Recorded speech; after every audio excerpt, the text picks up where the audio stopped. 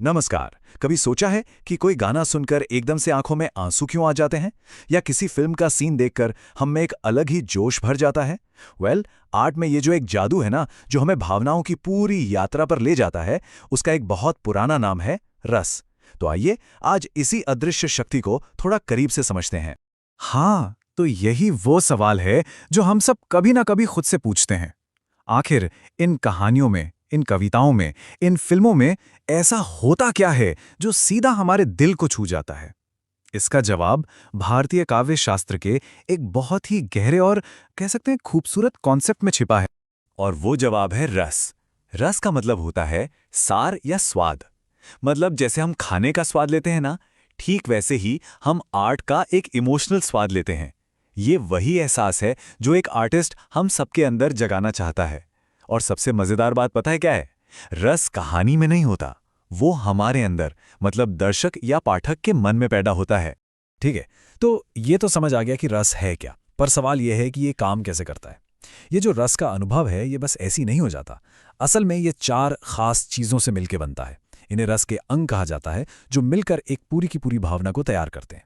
जी हाँ, कुल 4। इन्हें आप एक रेसिपी के इंग्रेडिएंट्स की तरह समझ सकते हैं।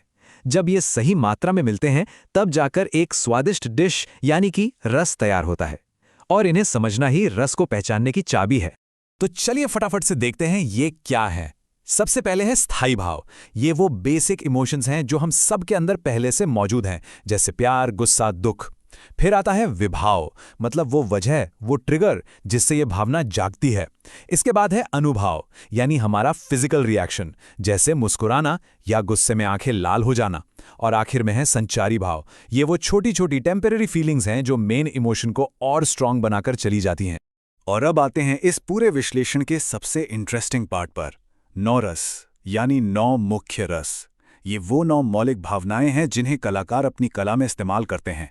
चलिए इन भावनाओं की दुनिया की एक छोटी सी सैर करते हैं। तो सबसे पहले है श्रृंगार रस, जिसे रसों का राजा भी कहते हैं।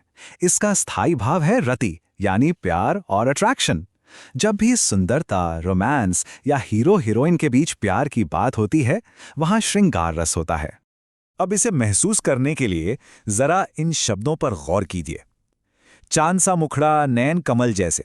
देखा? बस इन चंद शब्दों से ही मन में सुंदरता और प्यार की एक पूरी तस्वीर बन जाती है। बस यही तो है श्रृंगार रस का जादू। प्यार और रोमांस से बिल्कुल अलग अब बात करते हैं एक दूसरी ही भावना की, वीर रस। इसका स्थायी भाव है उत्साह। तो जब भी किसी कहानी में ब्रेवरी, वॉर, सैक्रिफाइस या देशभक्ति की बात होती है, तो हमारे अंदर जो एक जोश और गर्व की फीलिंग आती है ना, वही वीर रस है। ये लाइन सुनते ही लगता है जैसे हम खुद बैटलफील्ड में पहुंच गए हैं। एक योद्धा का साहस, उसकी हिम्मत, इन शब्दों में ही वो वीरता की एनर्जी छिपी है। वो जो जोश महसूस होता है, वही वीर रस है। वीर रस के जोश से एकदम उलट अब हम आते हैं करुण रस पर। इसका स्थायी भाव है शोक। जब हम किसी अपने को खोने या किसी के दुख और दर्द के बारे में पढ़ते या देखते हैं, तो हमारे मन में जो एक दया और उदासी का भाव आता है, वही करुण रस है। ये पंक्ति वाकई बहुत भावुक करने वाली है। एक माँ का अपने बेटे के लिए रोना, इससे ज्यादा दुखद और क्या होगा? ये लाइन सीधे हमारे दिल में शोक की भावना जगाती है, और यही करुण रस की ताकत है। और ये तो बस शुरुआत है। हास्य रस हमें हंसाता है, तो रौद्र रस गुस्सा दिलाता है। भयानक रस से डर लगता है, तो वीभत्स रस से घिन आती है। अद्भुत रस हमें हैरानी से भर देता है, और आखिर में शांत रस मन को सुकून देता है।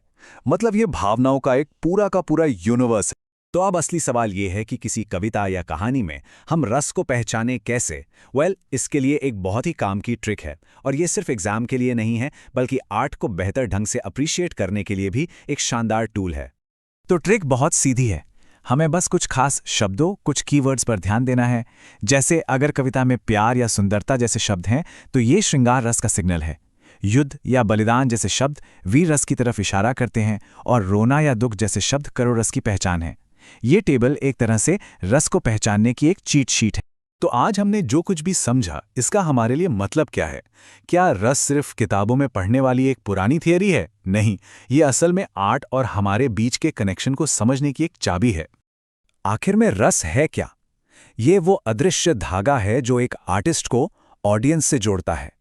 ये एक यूनिवर्सल लैंग्वेज है जो हमें बताती है कि क्यों कुछ कहानियां हमें हमेशा याद रह जाती हैं, क्योंकि वो हमारे अंदर एक गहरा भाव, एक रस जगा जाती हैं।